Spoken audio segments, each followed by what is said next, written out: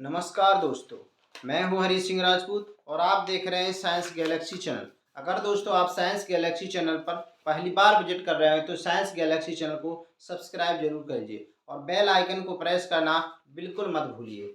चलिए दोस्तों, आज हम क्या पढ़ने वाले हैं। आज हम जानने वाले हैं एक देश और एक चुनाव के बारे में, वन नेशन और वन इलेक्शन के बारे में। आप देख पा रहे होंगे, ये दोस्तों अभी हाल ही में रिपोर्ट आई हुई है, जो जिस कमेटी का नाम था कि कोविंद कमेटी, जो आपकी रामनाथ कोविंद जी पूर्व राष्ट्रपति रहे हैं हमारे, उनको इसका अध्यक्ष बनाया गया था इस कमेटी का। आखिर दोस्तों इसका दिमाग में आपके सवाल ये उठता होगा कि आखिर ये कमेटी बनाई किसके लिए गई थी। दोस्तों ये कमेटी इसलिए बनाई गई थी, क्या हमारे आपको पता है कि हमारे देशों में हर साल चुनाव चलते ही रहते हैं। कभी आपका आम चुनाव लोकसभा का होता है, कभी राज्यसभा के चुनाव चलते रहते हैं और विभिन्न राज्यों में जो आपके 28 राज्य और मतलब 8 केंद्र शासित प्रदेश हैं, तो इनमें से 4, 5, 6 राज्यों के चुनाव हर वर्ष दोस्तों चलते रहते हैं। जिसमें आपको देखें तो इसमें बहुत सारा मतलब इसमें देश का पैसा और जो अथॉरिटी है, इन चीज़ों का काफ़ी मतलब वास्ट होता है और काफ़ी उस पर खर्चा नुकसान काफ़ी चीज़ें आती हैं और विकास भी अवरुद्ध होता है। इस चुनाव में काफ़ी सरकारी पैसा खर्च होता है, सरकारी तंत्र का और भी दुरुपयोग होता है। इस तरह से तमाम उलझने हैं। इन सब चीज़ों को सॉल्व करने के लिए उन्होंने कहा क्यों ना एक ऐसी रणनीति बना ली जाए जिससे सारे चुनाव एक ही बार में निपटा दिए जाएँ। आपके चाहे लोकसभा का हो, चाहे आपका राज्यसभा का हो, चाहे आपके पूरे विधानसभाओं के चुनाव हों, केंद्र शासित प्रदेशों के चुनाव हों, आपके सरपंच, आपके नगर पालिका हर चुनाव, चाहे वहाँ पर कोई भी चुनाव हो, सब आपके एक साल में ही करा लिए जाएँ। इसके लिए है दोस्तों वन नेशन और वन नेशन और वन इलेक्शन, इसके लिए ही है दोस्तों। अब देखिए बात कर लेते हैं ये कैसी है। तो इसके लिए दोस्तों गठित की गई कमेटी जिसका नाम है कोविंद कमेटी। इसमें दोस्तों इसने अपनी जो रिपोर्ट सौंपी है, इसमें 18,000 पेज हैं। इस आपकी जो रिपोर्ट है, इसमें क्या है उसके बारे में हम जानते हैं। देखिए ये जो वन नेशन और वन जो इलेक्शन वाली जो कमेटी है, इसने अभी हाल ही में 14 मार्च को अपनी रिपोर्ट सौंपी हुई है। तो इसका पैनल का अगर गठन की बात करें तो इसकी 2 सितंबर 2023 को एक कोविंद कमेटी का गठन किया गया था। इस तरह से 191 दिन की रिसर्च के बाद दोस्तों ये आखिर फाइनली इस चीज़ जो रिपोर्ट है इसको सौंप दिया गया है। आपको बताएं इसमें 47 राजनीतिक दलों को शामिल किया गया था, जिसमें से 32 आपके जो राजनीतिक दल हैं उन्होंने जो वन नेशन और वन इलेक्शन के पक्ष में समर्थन दिया है और बाकी 15 हैं जो इसके कमेटी के विपक्ष में गए हैं दोस्तों। अब आगे दोस्तों अगर बात करें हम, तो इसमें पैनल के सुझाव क्या-क्या रहे। आखिर वन नेशन और वन इलेक्शन पर जो आपकी रिपोर्ट सौंपी गई है दोस्तों, इसमें क्या वो है उस चीज़ पर दोस्तों हम आपको बताते हैं। तो देखिए सबसे पहले उन्होंने कहा कि अब आपको पता है कि किसी का कार्यकाल हर किसी का कार्यकाल तो एक समय ख़त्म हो नहीं सकता है। तो उन्होंने इसका दोस्तों टारगेट बनाया है कि आपके ये इलेक्शन 2029 से लागू किए जाए, अर्थात एक साथ पूरे देश में चुनाव 2029 से किया जाएगा। इसके लिए क्या है, इसके लिए उन्होंने कहा कि एक साथ ही सभी लोकसभा, विधानसभा के चुनाव कर लिए जाएंगे और 100 दिनों के अंदर और भी जैसे स्थानीय चुनाव हैं वो भी पूरे कंप्लीट दोस्तों कर लिए जाएंगे। तीसरी बात दोस्तों उन्होंने ये कहा है कि एक ही साथ चाहे लोकसभा का हो चाहे विधानसभा का हो, इन सब के लिए एक साथ ही सिंगल वोटर आपका जो लिस्ट और वोटर आईडी कार्ड तैयार कर लिया जाएगा।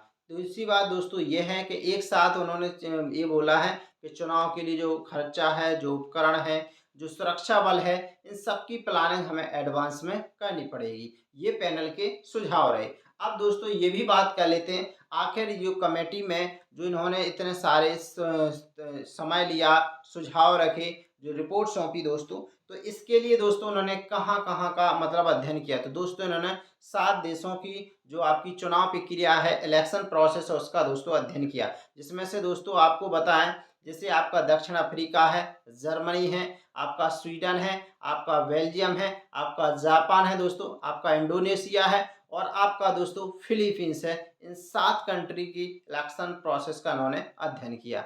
आपको बता दें दोस्तों कि इसके विरोध में आपको बताएं मतलब भी कुछ दल रहे और कुछ आपके महत्वपूर्ण व्यक्ति भी रहे। तो आपको बता दें दोस्तों कि 15 राजनीतिक दल और आपके 3 रिटायर्ड हाई कोर्ट के जज भी दोस्तों इसके क्या में रहे, विरोध में रहे हैं इस आपकी कमेटी के।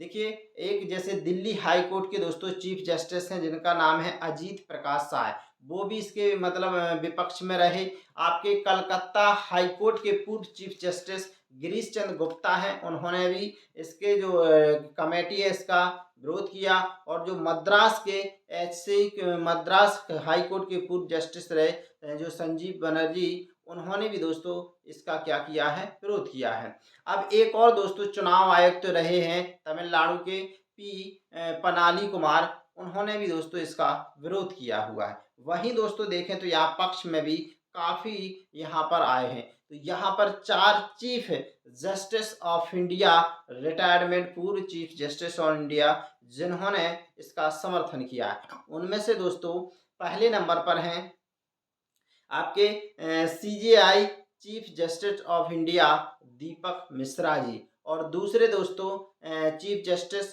पूर्व चीफ जस्टिस हैं आपके रंजन गोगोई, और तीसरे हैं जस्टिस अरविंद शरद बोबड़े, और चौथे नंबर पर हैं दोस्तों यू ललित कुमार। इन लोगों ने क्या किया, वन नेशन और वन इलेक्शन का समर्थन किया।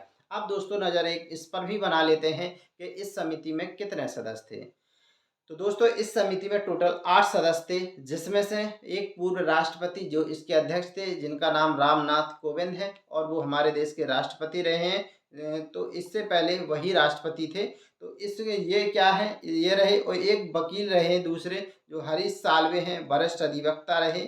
अब इसमें 3 नेता रहे दोस्तों, जिसमें से आपके बीजेपी के नेता वर्तमान गृह मंत्री अमित शाह, और आपके अधीर रंजन चौधरी जो कांग्रेस के नेता हैं, और गुलाम नबी आज़ाद जो DPA पार्टी के नेता हैं। अब दोस्तों हम आगे नेक्स्ट बताते हैं आपको कि इसमें और भी कौन कौन शामिल थे। ठीक है, तो इसमें दोस्तों जो और नेक्स्ट शामिल थे उसमें से दोस्तों 3 पूर्व IAS अफसर भी रहे हैं, पूर्व अफसर रहे जो NK सिंह। ये NK सिंह मतलब क्या है, 15वें आयोग के अध्यक्ष, वित्त आयोग के अध्यक्ष रहे। दूसरे क्या, डॉक्टर सुभाष कश्यप जो लोकसभा के पूर्व महासचिव रहे। तीसरे संजय कोठारी हैं जो पूर्व मुख्य सतर्कता आयुक्त रहे हैं। तो ये दोस्तों क्या रहे, इसके पूरे 8 कमेटी के सदस्य हो गए। अब देखिए दोस्तों चुनाव कैसे होंगे, तो आखिर कैसे खत्म होंगे, एक साथ कैसे इनको लाया जाएगा। तो दोस्तों कई जो राज्य हैं इनका चुनाव का जो कार्यकाल है दोस्तों उनका घटाया जाएगा, अर्थात उनका 5 वर्ष से कम का कार्यकाल होगा। कुछ दोस्तों ऐसे हैं जिनका चुनाव 2023 में हो गया है, तो वो 2028 में उनका कार्यकाल खत्म हो जाएगा, इसलिए इनका कार्यकाल 1 साल या 6 महीने दोस्तों बढ़ाया जा सकता है। कुछ देखिए दोस्तों अगर सभी इसमें दल अगर सहमत हुए तो ये 2029 तक लागू हो जाएगा दोस्तों।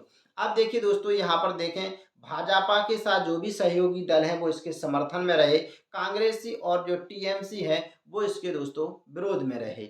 वही अगर दोस्तों बात करें रिपोर्ट पर, और भी अब रिपोर्ट आने के बाद अब दोस्तों आगे क्या होगा, तो देखिए दोस्तों, तो देखिए जब ये रिपोर्ट आ गई है तो इस रिपोर्ट को दोस्तों कैबिनेट के सामने रखा जाएगा, और फिर क्या है दोस्तों, जो कानून मंत्रालय है वो संविधान में नया खंड जोड़ेगा। नया खंड जोड़ने के बाद दोस्तों इसको संसद के दोनों सदनों से पारित करना होगा, अर्थात लोकसभा से भी और राज्यसभा से भी। यहाँ से बहुमत से पारित होने के बाद दोस्तों इनको राज्य जो विधानसभा है वहाँ से भी इस प्रस्ताव को पारित कराया जाएगा। इसके बाद ही दोस्तों वन नेशन और वन इलेक्शन का प्रोसेस पूरा हो पाएगा और 2029 तक ही चुनाव पूरा हो पाएगा। अब दोस्तों बात कर लेते हैं, क्या हमारे देश में पहले कुछ ऐसा सिस्टम था? हाँ दोस्तों, हमारे देश में जब देश आज़ाद हुआ था उसके बाद जब सबसे पहली बार जो आम चुनाव हुए थे 1952 में दोस्तों, उस समय मतलब सभी विधानसभाओं के चुनाव भी हुए थे। तो मतलब 1952, 1957, 1962 और 1967 तक दोस्तों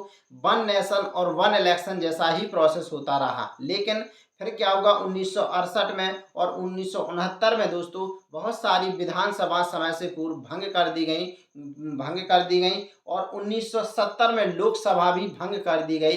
इस वजह से दोस्तों एक देश और जो एक चुनाव है अर्थात वन नेशन वन इलेक्शन की जो परंपरा दोस्तों टूट गई थी। तो दोस्तों हमने यहाँ पर ये जाना कि वन नेशन वन इलेक्शन क्या है, इसके क्या फायदे हैं और क्या नुकसान है और क्या इस कमेटी है, इस सब चीज़ों के बारे में हमने दोस्तों विस्तार से जाना है। अगर दोस्तों आपको वीडियो पसंद आया हो तो साइंस गैलेक्सी चैनल को सब्सक्राइब करिए, वीडियो को लाइक करिए और कमेंट करना बिल्कुल मत भूलिए कि वन नेशन और वन इलेक्शन क्या सही है क्या गलत है, अपनी राय कमेंट में ज़रूर लिखिए। बहुत बहुत धन्यवाद।